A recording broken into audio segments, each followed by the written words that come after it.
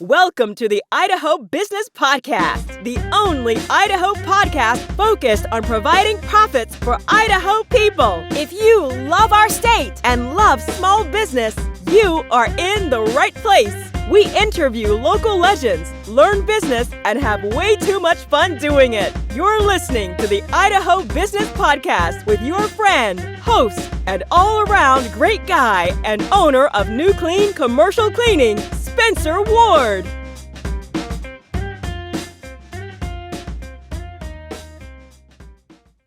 All right, everyone, welcome back to another episode of the Idaho Business Podcast. We are excited to have you here. I just got back from a business trip where I had some meetings with a consultant last week in a city that I didn't really care for. I won't mention it for anyone who's from that city. But glad I'm back in Idaho. I'm glad I am back here. So if you watched my last episode, you'll probably find out what city I was at. But again, I'm glad I'm back in Idaho. While I was there, had some good meetings, and then coming back, I had a meeting with another coach because obviously I'm paying for coaching. Just like I encourage everyone else to pay for coaching, because those who pay attention. I'll get on a side note here in a minute, but today in one of our Zoom calls with one of our acquisition coaches that we're dealing with, not that I'm being acquired, but I'm learning how to buy other companies as well. A question was asked of our coach, hey, if the U.S. economy goes into another recession, how do we, as we buy these other companies and all this kind of stuff, how do we prepare for that? Or there are certain industries we should stay out of. And I think a lot of people were looking for certain answers. But before we get to that, I need to take a quick sponsorship timeout because we are brought to you by Health West, a great organization throughout Idaho, helping people with their health needs, and even outside of Idaho now. Talk about acquiring. These guys are a great organization that are acquiring other clinics, and just helping people throughout our community and throughout other communities as well. So give them a holler, Google them to find their closest location to you. And we're also sponsored by New Clean Commercial Cleaning, one of my companies. If you need any janitorial services, carpet cleaning, window cleaning, all the fun stuff, stripping, waxing, we always brag that we're the best strippers in town. Give us a holler, 208-254-7070. We service from Burley all the way to Rexburg right now. So, but going back to that question, I think people were expecting, hey, stay out of this sector, stay out of this area of the market, because if there's a recession, then these ones are going to hit the worst, But what he said was interesting, and I totally agree with it, because he said, for example, let me fix my microphone real quick so everyone can hear me. He said when COVID hit, and this guy lives in the UK, and he's remarkable. And his name's Carl Allen. He had a friend that owned a restaurant, and nice little Italian restaurant that they visited all the time, and it's been a part of the community for a long time. But they live kind of in a smaller, in an area that it's not, inhabited with a bunch of Uber drivers or a lot of Grubhub avenues that way. So he literally called up my coach and said, hey, COVID's here. I need you to help me. You're the business expert. I need you to help me liquidate my company because it's going to destroy my restaurant. There's no way out of it. And my coach said to him, well, why are you giving up? Why are you thinking this through? Like, everyone's probably thinking this in your industry, but there's got to be an opportunity here with a change of environment. Something that we've never had happen to us, while any of us on this earth has been alive. I don't think any of us were around I think the Spanish flu, the Black Plague. When was the last time something like this ever happened? That was so crazy, and people were locked down, and it really affected people throughout the world. But he said, hey, instead of looking just at liquidating and just at, hey, let's closing down the doors. Hey, have you thought about Grubhub or Uber? And he explained, hey, it's not really an option for me. There's not really a presence here in our little community, and we're kind of far away from our customers in a way. And then he brought up other concerns and just more concerns instead of thinking about some of the potential avenues that he could take to possibly grow and to keep his business, his restaurant alive. So my coach started to drill him on a few other things, and asking about other, companies he knew of that were struggling. And this restaurateur was brought up a taxi cab company that he knew of that was really struggling, because obviously people were all locked in. And when they're locked in, people aren't going from place to place, and taxi company was struggling. And he said, okay, well, why don't you make a strategic partnership with this taxi company to do home deliveries? How many people, how many followers do you have on your social media page? Let's leverage what you do have. And long story short, that restaurant was able to stay alive. It was able to flourish throughout COVID because of that strategic partnership, just because they were thinking outside the box. And sometimes we get in a rut as we're running our businesses for a long period of time. We just get into a system that works, and this is what's working for us, and it's worked for us for years. I know we've talked about this before, but hey, just because it's worked for years doesn't mean it's going to work now. Especially, post-COVID times where the workforce has kind of changed. The workforce availability has definitely changed, and people's purchasing habits have changed, and how they purchase has changed. So the way we do business has to change. And if we're not doing that, we will die as a business. So if we're not coming up and thinking creatively and thinking of ways to adapt, we're losing the race. Another example he gave our coach while we're talking today, which I just thought was so awesome. So I just wanted to share with you guys and gals. There was the same period of time, one of his machine shop owning companies, like they machine different parts, and they do different things for different industries. And I think they're one of their niche industries. I couldn't remember what it was, but it was definitely not in the medical industry.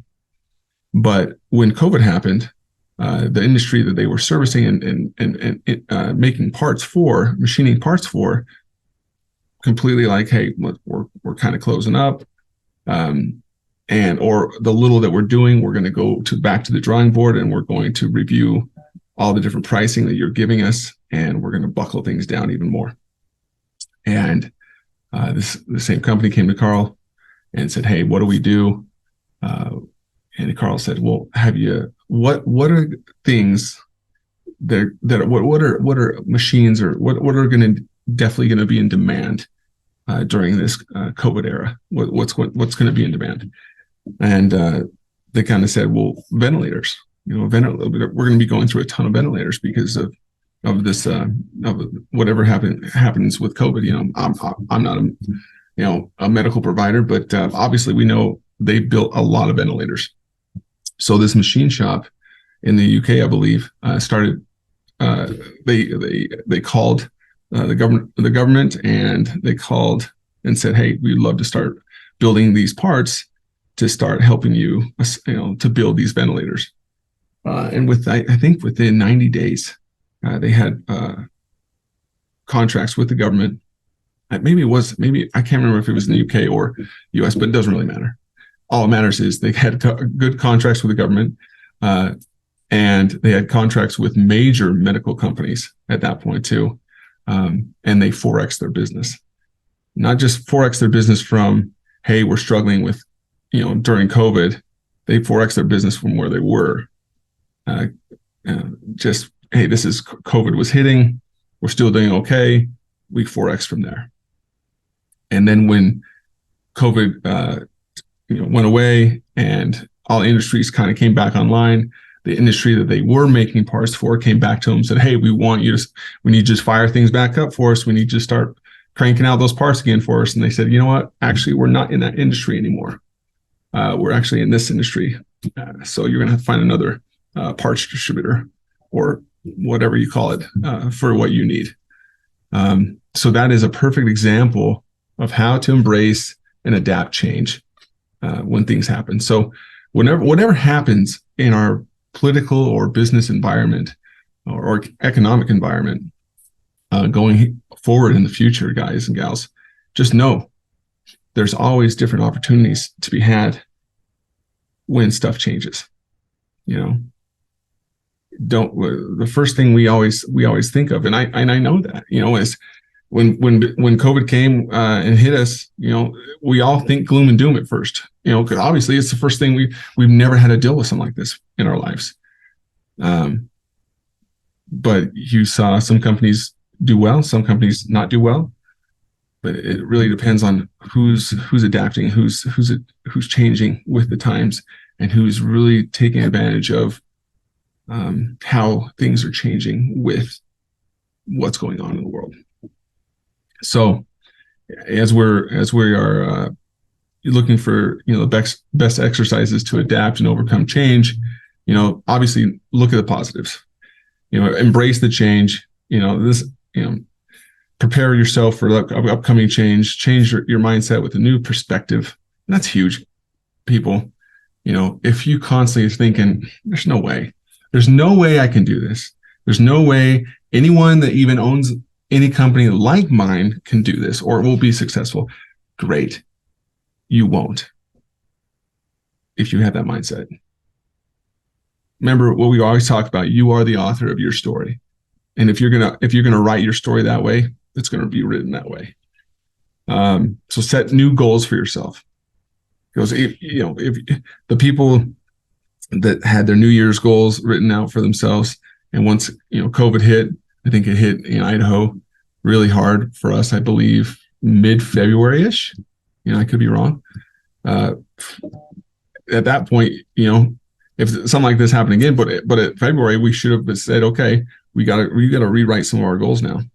Okay, maybe some can stay the same, but there's some that we have to adjust and rewrite because we have to change. Communicate our concerns, just like these people did with my coach. It's good to have a sounding board. It's good to have someone you respect and someone you can look towards to have a sounding board and have a fresh perspective on your outlook and your business. Because sometimes we really do get in a rut. We can't see the forest from the trees because we're just set in cruise control a lot of the times. And we always think we know what's best, but sometimes we're in a rut and we can't get out. Even though at the time our company is running fine, but when something catastrophic happens like this, it's hard for us to really adapt and to change. Focus on what you can control. This is a big one.